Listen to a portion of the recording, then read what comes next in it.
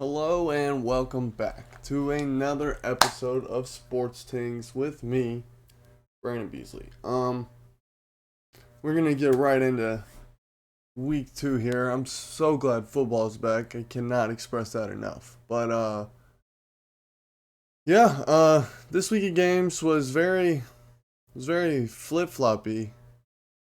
Is really the only way that I can think to describe it. Tale of two halves for multiple teams. A lot of teams jumped out to a quick start, gave the game up. A lot of teams started off slow, came back, did what they needed to do in the end.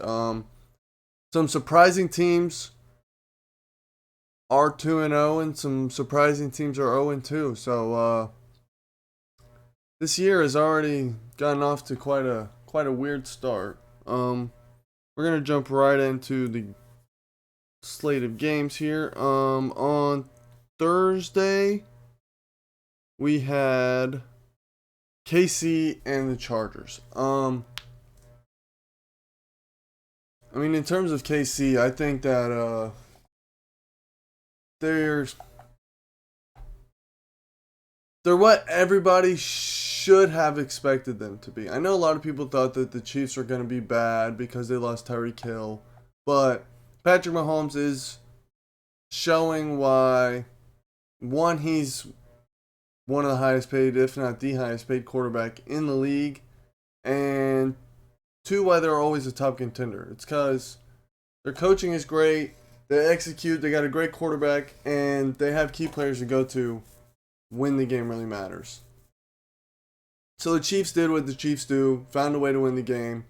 Now, if Justin Herbert doesn't injure his rib, that game might go different, it might not, who really knows. I think Justin Herbert played great. Besides that one pick six really killed him. But, I thought, literally, other than that pick six, I think it was kind of a shootout. I wouldn't necessarily say shootout. It was like I don't know how to explain it really. Because, the offenses were doing good, but they weren't, going absolutely nuts. And the defenses were alright as well. It was just a very back and forth.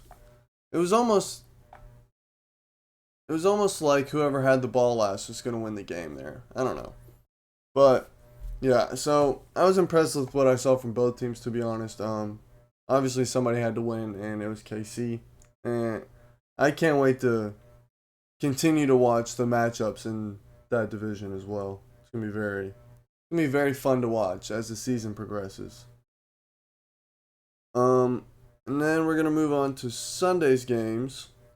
So first one right here is Carolina at the Giants. Congratulations to the New York Giants for starting a season 2-0 for the first time in God fucking knows how long. It wasn't pretty in any way, shape, or form, but they found a way to get the win. And at the end of the day, that's what matters. It doesn't matter how you do it. It doesn't matter who does it. As long as you get the win, that's what matters. And I think that gives them a lot of positive reinforcement going into next week. Now, clearly, Daniel Jones didn't play amazing, 22 of 34. I think the yards, the stats kind of, I don't know. It was an ugly game. The score was 19-16. So, I can't wait to see that Giants defense with Kayvon Thibodeau and all of their guys healthy again. I think that'll be fun to watch. Saquon Barkley, he didn't have a great game running the ball, averaged 3.4 yards per carry, had 21 rushes for 72 yards, but he definitely looked better than he has. Last week he looked good, this week he looked good. If Saquon can stay healthy, I think that this could be a very good year for him. In terms of Carolina, it's starting to look like this Baker Mayfield experiment is kind of already going to be a failed one. It's definitely looking like Baker's going to be a one and done in Carolina, and there's a chance that Baker Mayfield never gets the chance to start in a football game ever again. I think this may be Baker Mayfield being a career backup. Yeah, he was 14 of 29, 145 in a tud. He was sacked twice. Christian McCaffrey had 15 carries for 102 yards. Had 6.8 yards per carry. Sorry. I couldn't stop that. But, yeah, Christian McCaffrey, I mean, I just really hope that this year's different. He doesn't get hurt 6 weeks in and then has to miss the rest of the season, because I want to see what a fully healthy Christian McCaffrey does in a 17-game season. I think that's going to be exciting. But yeah, that's about all I can say about this game. It was very ugly. Congrats to the Giants for being 2-0. And Carolina sucks once again. I think that's what we can take from that game. Alright, the second game on here. I have a few choice words. We're going to talk, it's the Steelers and the Patriots. So, we're going to talk about stats first. Mac Jones was 21 of 35 for 252, a touchdown and a pick. Our defense is given. Our defense was giving up the middle of the field way too often. I think at times we were trying to overcompensate. I cannot speak. At times we were trying to overcompensate for not having T.J. Watt, when I think if we would have just stuck to our roots, we may have got the job done. Cam Hayward, they did a really good job blocking Cam Hayward all game. I'll give them that. But it also shows how big of an impact a guy like TJ Watt has. He changes the entire look of your defense when he's not on the field. Yeah, we couldn't really stop the run too well. Now, Nelson Agholor, there was a time where Nelson Agholor was known as the receiver who couldn't catch anything. He was a receiver who couldn't catch, and he was on a team. I don't know how, but he went up and put his nuts. He took his nuts and laid them on top of Ahkello Witherspoon's head, I think. Yeah, Ahkello Witherspoon caught the ball and scored. As soon as I saw that happen, I was like, alright, we may not be meant to win this game, to be honest. Because when a guy who is known as the receiver who can't catch mosses one of your corners, it's kind of a bad sign. But the Patriots, whatever, they kind of suck. Honestly, Mac Jones isn't very good, and I don't know exactly how good they're going to do. But what I want to get to is Mitch Trubisky. I understand it's week 2. Don't tell me not to overreact, blah, blah, blah. This man plays football like he is still a senior in high school. He literally the entire game was staring down any receiver he's throwing to. There was times in the game where I could watch him be like, oh, he's going to throw it here. Oh, he's going to throw it here. Oh, he's going to throw it here. Oh, he's going to throw it there. Like, he's just staring them down. He's not even trying to look guys off. He's just, oh, this is who I'm supposed to throw the ball to. So, go. Oh, I got knocked away. Oh, I got picked. Like, I don't... Bring Kenny in the game. Kenny is at least as good as Mitch. And if we suck, then we draft a quarterback next year. Now, see, I say that because that's the train I've been on since before we had Kenny Pickett. I thought we should suck this year and then go draft a QB. But my main thing is, get Mitch the fuck out of there. 1, that's one concern I have. 2, at the end of the season, we need to take every single one of our offensive linemen, look them directly in the face and say, son, you have no business being an offensive lineman in the NFL. Because they all suck. There's not a single good one. They all suck. Mitch has half a second to throw the ball every single time he snaps it. That is my second complaint. And the very last one, Matt Canada. This man is the worst offensive coordinator in the NFL.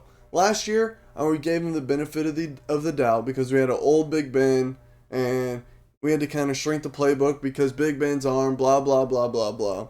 This year is literally the same offense with Chase Claypool on an end around every once in a while, and we're throwing some guys in motion. Everything's exactly the same. We don't put the ball downfield. We have no type of running game, and we got to do something different. We have to do something different. Fire Matt Canada. Mike Tomlin, I trust you so much. Just get Matt Canada the fuck out of there and get us somebody who is competent running an offense. Please. I'm begging you. Alright, that's all I'm going to say about that game. We're going to move on and I can't wait for TJ Watt to come back. That's all I can say. Tampa at New Orleans. New Orleans, for some reason, is Tom Brady's kryptonite. Every time Tom Brady plays New Orleans, even though they won here, Tom Brady struggled. 18-34, not the greatest. 190, not typical of Tom, and 1 tud. I mean, Mike Evans got... Now, this was a crazy game because Mike Evans was throwing punch. I've never understood throwing punches at a dude wearing a fucking helmet. He's got this thing around his entire fucking head that's protecting his face and head. Why are you going to try to throw a punch at his helmet? Like, you're gonna... You could so easily break your hand there. It's just... I don't understand it. But yeah, so he's going to be gone for next game. But other than that, nobody really stood out for the Bucs. Jameis Winston's a bad quarterback. I wanted to give him some hope and say that once he got LASIK and came back from his ACL, blah, blah, blah, that he was going to be good. But he's not. He sucks. Jameis Winston sucks. Threw 3 picks. I mean, you got Michael Thomas and... he had 6 catches for 65, but like, oh my gosh, bro. Jameis is bad. The Saints are going to be bad, and Tampa got through his kryptonite. Or Tampa. Tom Brady got through his kryptonite. That's about where we're at in terms of that. The New York Jets and the Cleveland Browns. Now, Joey Footsteps almost had a blast in the past type game. It wasn't a great game. He didn't look fantastic at any point in time, but they got the job done. Joey Footsteps was 26 of 44 for 307 and 4 tuds. He was calm, cool, collected the entire game. Breece Hall looks like a real stud, low key. I like the combination of him and Michael Carter in the backfield. I think when Zach Wilson comes back, I honestly think when Zach Wilson comes back that this Jets team could. I don't think they're going to be great, especially right when he comes back, but I think it's a good building year. They're definitely going to be better than last year, and I think next year they'll be better than they were this year, and so on and so forth. This was almost Garrett Wilson's coming out game. Now, clearly, they're still going to suck, so it doesn't really matter because they're going to lose probably a lot of games. But Garrett Wilson had 8 catches for 102 yards and 2 tuds. I really like Garrett Wilson. I think he's going to be a stud wide receiver in the NFL. And then in terms of the Browns, Jacoby Brissett was 22 at 27 for 229, a touchdown and a pick. That sounds like a Jacoby Brissett stat line. Jacoby Brissett's he's a good quarterback who's going to give at least one chance for the defense to take the ball away. Nick Chubb's a monster, had 87 rushing yards, 3 tuds. Kareem Hunt's a beast. Amari Cooper actually had a good game. I think Amari Cooper may be one of the more overrated receivers in the NFL. He doesn't usually do a lot and goes quiet for long stretches. I don't know. But he had 9 receptions for 101 yards and a tud. I was pleasantly surprised to see that. The Brownies are going to suck until Deshaun Watson gets back in. Honestly, I think this year the Brownies are just going to suck altogether. The Dolphins, my boy Tua. Whoever's out there shitting on Tua, you need to stop. Even though I'm one of the guys out there shitting on Tua, he kind of shut me up, not going to lie. Now, the first half of that game was all Baltimore, and Lamar Jackson looked like a stud the entire game. Lamar Jackson was 21 of 29 for 318 and 3 tuds. He also had 9 rushes for 119 yards and a touchdown. That is insane. He put on 18 pounds of muscle, and there were plays where he was outrunning everybody on the field still. Pay this man his fucking money.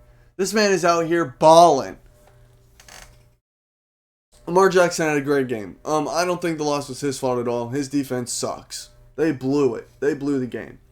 But at the same time, Tua, 36 of 50. God damn, I can't believe they threw him 50 times. He threw 2 picks. The first half for Tua looked like Tua was going to...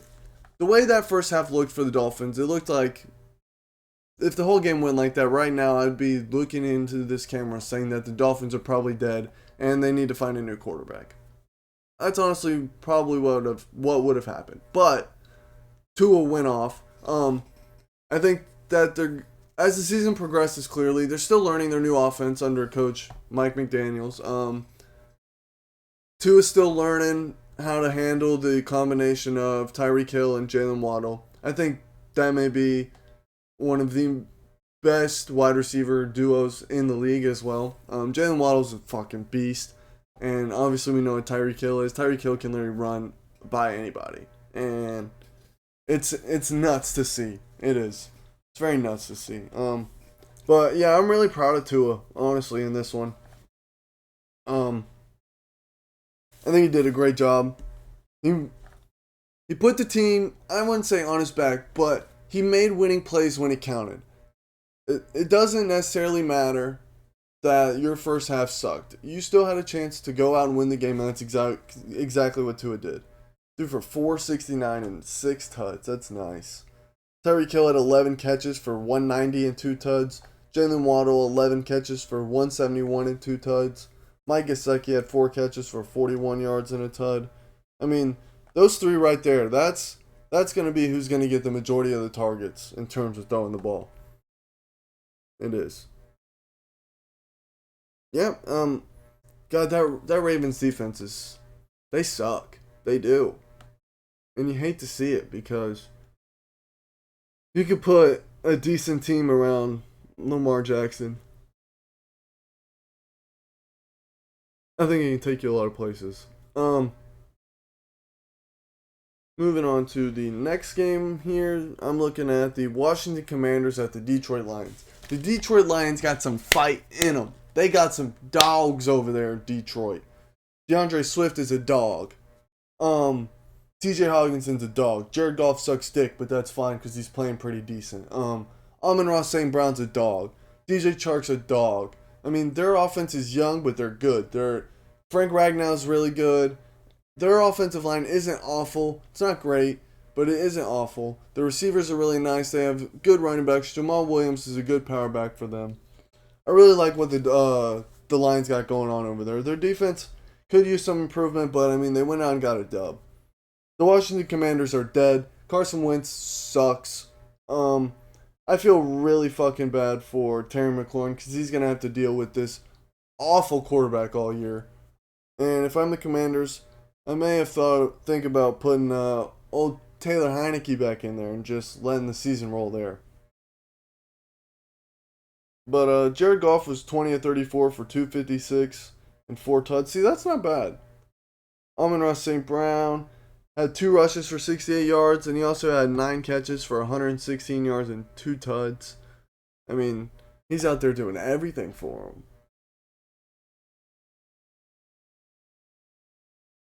I'm sorry I keep yawning.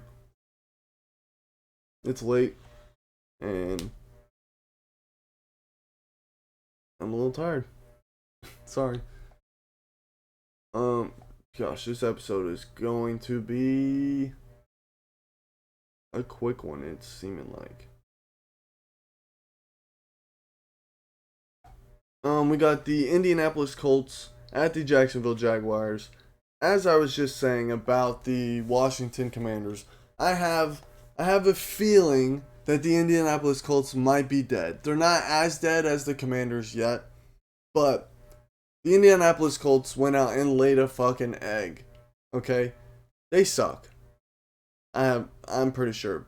The first 2 weeks of the season, they tied the Houston Texans, who were in shambles last year and are still rebuilding, and lost to the Jacksonville Jaguars, who, by the way, look way better under Doug Peterson. I think he's helping Trevor Lawrence out quite a bit. Their receiving core is doing pretty good.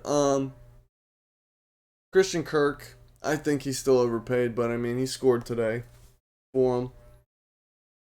Matt Ryan, on the other hand, was 16 of 30 for 195 and 3 picks. There was a play where he had a guy running a little corner route, and he literally threw the ball basically straight up in the air, and it just landed in the corner's hands. I mean, that is, like, come on, dude. That is such a bad That's a bad throw. And you are supposed to be a pro making that kind of throw. That is awful.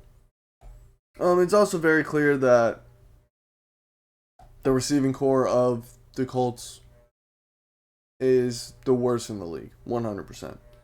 I know their defense has a lot of guys hurt right now, but it's not looking great for them in my opinion.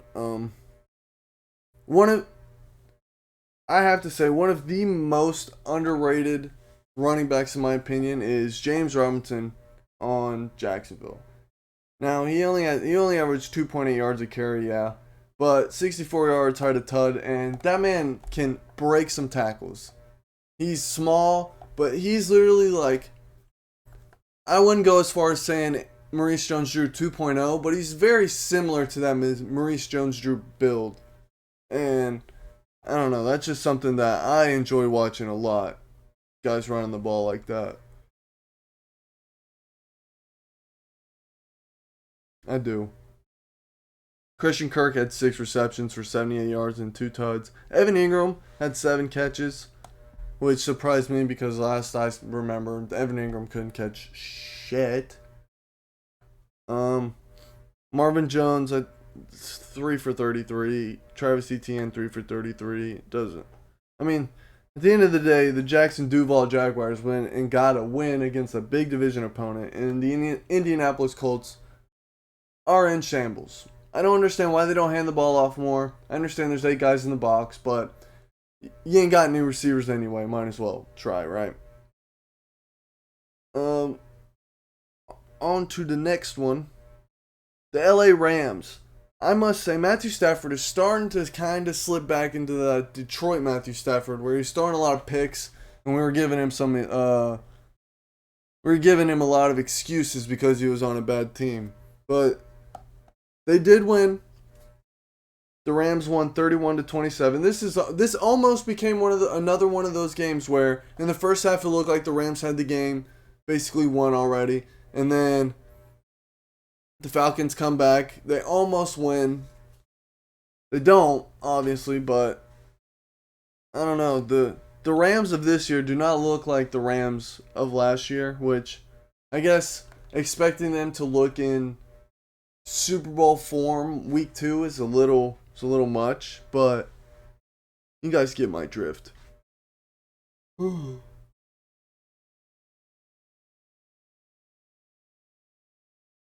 Yeah, Matthew Stafford was 27-36 for 272. He had 3 touchdowns and 2 picks. Cooper Kupp, once again, his number 1 target, had 11 receptions for 108 and 2 tuds. Tyler Higbee had 7 for 71. Allen Robinson actually got some catches, had 4 for 53 and a tud. Good to see him getting involved. I mean, if I'm the Falcons, you gotta like the fight that your team has, because when you're a head coach in the NFL, you're not dumb. You may think, like, you have hope that your guys can go out there and win the games, but you know that your team isn't the best. So, the fact that they're going out there and fighting, whether they win or lose, is a positive sign. Drake London looks like he could become a stud wide receiver for them for a long time. Cordell Patterson does what Cordell Patterson does. And Kyle Pitts is just a stud. But with Marcus Mariota and a terrible offensive line and a very shaky defense, I got a feeling that the Falcons' season is we're just going to slowly watch their season go down the toilet. For the Rams, I don't know, man. I don't know what to expect for them. I think right now they're like a team to watch week to week because you don't exactly know what team you're going to get yet. Alright. The next game is the 49ers at the Seahawks. First up, prayers up for Trey Lance. Horrible ankle injury. I hate that happened to him. I hope he recovers fully and can come back and produce at a high level. Now, that being said, the San Francisco 49ers, in the back of their heads, were taking a sigh of relief that Trey Lance got hurt because they were seeing that he was not ready to run an offense yet, and they were going to suck with him at quarterback. Jimmy G comes in. Jimmy G does what Jimmy G does. Went 13-21, 154, 1 tud.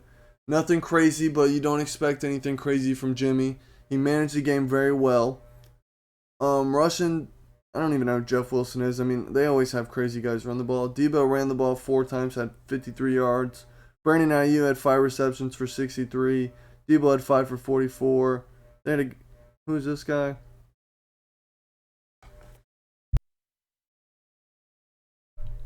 Ross Dwelly had a 38-yard touchdown catch. And the Seahawks, I think the Seahawks kind of got brought back down to earth a little bit. I mean, yeah, they went out and beat the Denver Broncos. I think that was a big emotional dump game for them. Geno Smith was, I mean, he was still very efficient, 24-30, 197. He did throw a pick. Never helps. And then some guy named DJ Dallas also threw a pick,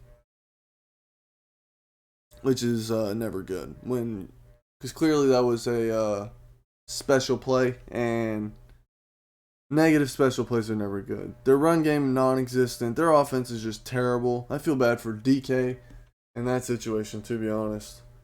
Pete Carroll keeps trying to say that they're not rebuilding, but with the way this offense looks, they're better off saying that they are rebuilding, honestly. Yeah, so San Francisco wins there. I saw the score to this Denver-Houston game, and it was 16-9, and I was talking to my buddies, and one of the first things I asked him is, what's wrong with Russell Wilson? It doesn't look like he has as much zip on his passes as he did last year, and I don't know, it kind of looks like he's fallen off slightly. Now, once again, new playbook, new team, still getting used to the guys, still getting used to the language, yada, yada, yada. 14-31 for 219, a touchdown and a pick is not great. Javonte Williams is good. Courtland Sutton had 7 receptions for 122. Everybody else was 1 or 2 catches. I mean, once again, Denver found a way to go in there and get the win, but if you're Denver, I think you're expecting your team to look a little bit better with Russ at the helm. Now, the Arizona Cardinals. This game, once again, another opportunity to say there's a reason that the games have 4 quarters. Because just because you suck in the first half does not mean that you just give up and don't try in the second half. Because the Arizona Cardinals in the first half looked like that they were dead. It looked like the Raiders had kind of figured their offense out, and they were humming a little bit, and it looked like that they were going to kind of just stroll to a victory. But then Kyler Murray was like, oh yeah, I kind of like playing football. Turn some switch on and literally put that team on his back and carry them to a win. Kyler Murray was 31 of 49, not great numbers, but it's okay. 277, a touchdown and a pick. He ran for 5 times for 28 yards as well and a touchdown. I think he broke some records. I think he's the first quarterback ever to throw and run for a touchdown and also throw and run for 2-point conversions.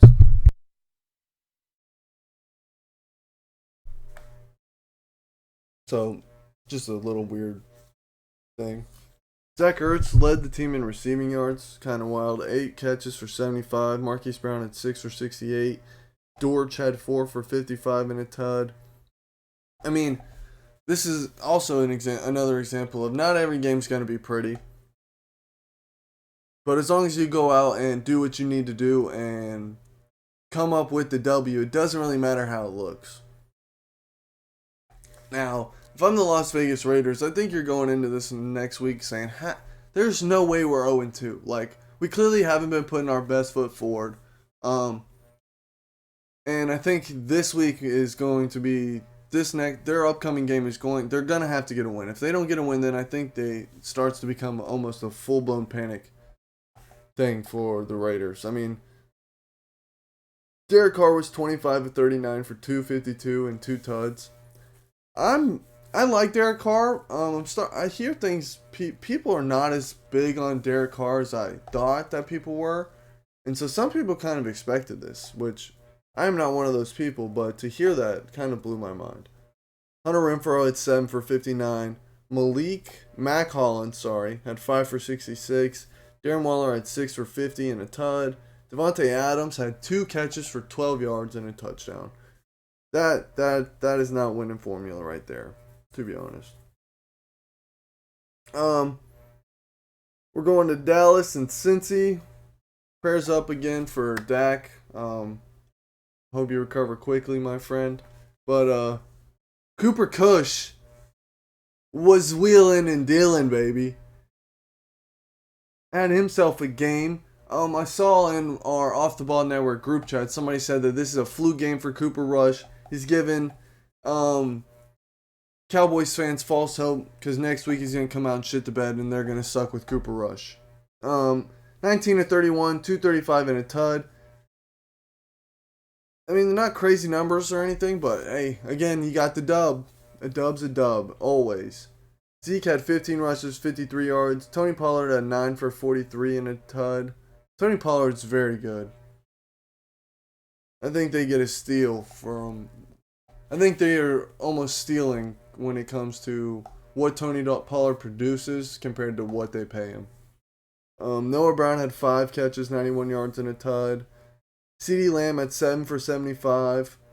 Pollard had 4 for 55. Man, the Bengals, man. They bring in Lionel Collins, and everybody thinks that, oh, they got a decent offensive line now. They got somebody to protect Joe Burrow. Now they're going to really show what they can do. Joe Burrow is still out there running for his goddamn life every fucking play. He is just getting murdered every play almost. Joey Burrow, 24 of 36 for 199 and a tud. Joe Mixon had 19 rushes for 57 yards. And, I mean, Dallas' defense just kind of shut him down. I mean, I don't know what's going on. It kind of looks like Joey Burrow's. It kind of looks like the Cincinnati Bengals offense is kind of just throw the ball to Jamar Chase as many times as we can. And I'm sure that's something that they'll iron out as the season goes on. But, I don't know, man. I think Cincy may be in some trouble. They may be getting a little soft now they're getting that indoor practice facility and shit. I don't know, man. I don't know. But then we go to the final game of Sunday, and that is the Packers at the Bears. And I think one thing we learned from this game is that the Bears fucking stink. Justin Fields, 7 for 11, 70 yards and a pick. I said this after last week. The more I watch Justin Fields, the more he looks like a running back trying to play quarterback, and once again, he fucking sucked. David Montgomery had a game, 15 for 122, but when you're on that shitty of a team, it doesn't really matter. Aaron Rodgers, I think their receivers, him and the receivers kind of used this game as almost a game to help hone in their offense and kind of tune it up. Aaron Rodgers was 19 to 25 for 234 and 2 tuds. They got the run game involved a lot, and I really like to see that because Aaron Jones is a fucking beast. I love Aaron Jones so much. Seeing him get the ball. Anytime you put the ball in Aaron Jones' hands, something good happens. He had 15 carries for 132 yards and a touchdown. A.J. Dillon had 18 for 61, but A.J. Dillon is just a wrecking ball. Sammy Watkins had 3 for 93. Aaron Jones had 3 catches for 38 yards. Allen Lazard had 2 catches and a tud. I mean, the Packers looked a lot better this week than they did last week. And I expected that because I watched the Packers last year, and they shit the bed, and they came out and played really great for basically the rest of the season. And Aaron Rodgers I'm a big Aaron Rodgers fan, and when Aaron Rodgers says relax, I relax. So, yeah, I think the Packers are going to be fine. It's going to be fun to watch them work through their kinks as the season progresses. And then today's game. Today we had a doubleheader. It was the Buffalo Bills and the Titans, and the Eagles at the Vikings. In the first game, Buffalo at Tennessee. I mean, what we can take away from this game is that the Buffalo Bills are for real. They are a very good team. Josh Allen is, right now, I'd say the best quarterback in the NFL. He was 26 to 38 for 317 and 4 tuds. I mean, they just utterly dominated. Stephon Diggs had 12 catches, 148 yards, and 3 touchdowns. I mean, they were doing whatever they want. Matt Milano had a pick 6. I mean, Ryan Tannehill was 11 for 20, 117 and 2 tuds. Malik Willis got in the game, if that tells you anything. Derrick Henry, I don't know what it is, but he may be losing it a little bit. Now, I may get shit on, whatever, don't care. I'm going based off what I'm seeing. Derrick Henry's not doing right. Derrick Henry usually does. I mean, he had 13 carries for 25 yards. And I think the Titans are starting to see the wrath of A.J. Brown a little bit. And maybe they might start to be thinking that they maybe shouldn't have traded him. But who knows? Yeah, basically what I took from this game is the Buffalo Bills is exactly what we thought they were, and they're going to steamroll everybody. And they're going to come out and they're going to play their game, and as soon as you make a mistake, they are going to pounce on it and you're over with. They're going to step on your neck and they're going to kill you. Every time. Because that's what the Buffalo Bills do now. And then the Eagles at the Vikings. I mean, Kirk Cousins is a scrub. Once again, another example. Kirk Cousins had so many throws Kirk Cousins could have made that if you put the ball here instead of here, it's a touchdown or a catch instead of a pick. And Kirk Cousins just can't make the throws. I'm so sick of people talking up Kirk Cousins like he's this great quarterback when he's not. He is the mid of mid. He is the most mid you've ever seen. He is the definition of mid. If you go on Webster's dictionary and look up mid, M-I-D, enter, the only thing that pops up is a picture of Kirk Cousins' face. That's it. Because he is the most mid quarterback in the fucking league. Now, Jalen Hurts is a dog, and I think that he is really settling into that offense, and I think the Eagles may be a force to be reckoned with when the end of the season comes, and I'm really excited to see it. Jalen Hurts was 26 of 31 for 333. He did throw a pick, but that's okay. Miles Sanders was 17 rushes for 80 yards. Jalen Hurts, 11 rushes for 57 yards. I mean, just a great game from them, honestly. I love it. You love to see it. You love to see it. Yeah, I think that's about it. Thank you guys for watching. I appreciate it. This is gonna be a fun season. I really do think so. Feel free to message me directly on Twitter if you have any questions you want me to answer on the pod, or you can go to the Off the Ball Network website.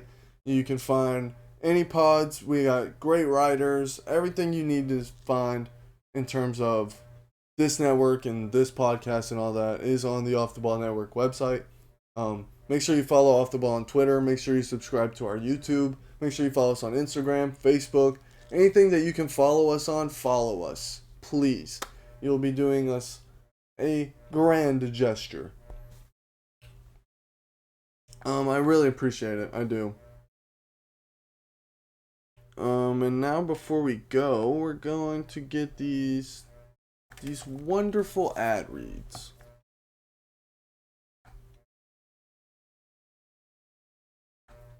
Make sure you go to Sleeves.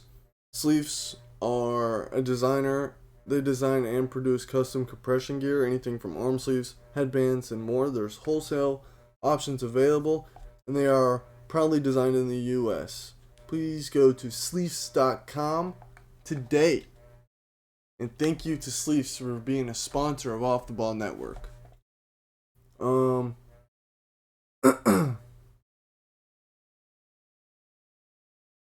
Make sure you go to BuiltBar.com. Unlike all other bars out there that taste like either old Play-Doh or a piece of cardboard, when you eat a Built Bar, you think you're cheating on your diet with a delicious chocolate dessert. If your kids find out how good they are, you're going to have to buy more because they'll be begging for them all of the time. And if you want to try Built Bar yourself, go to BuiltBar.com.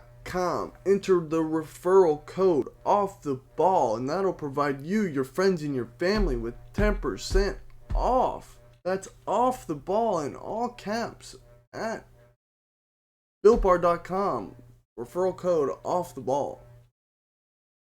And last but not least, And last but not least. And last but not least.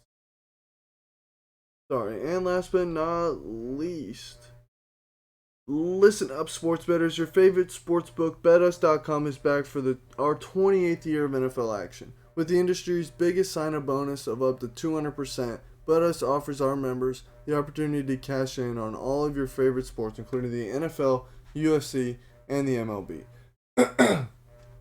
If you're looking for live in-game betting, incredible odds with daily odds boosters, props, and parlays, we got them. How about fast payouts and exceptional one-on-one customer service? We got that too.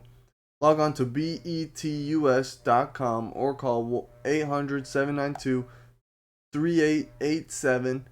That's 800-79-BET-US. Betus.com, where the games begin. All right, thank you guys, and we'll see you on the next one.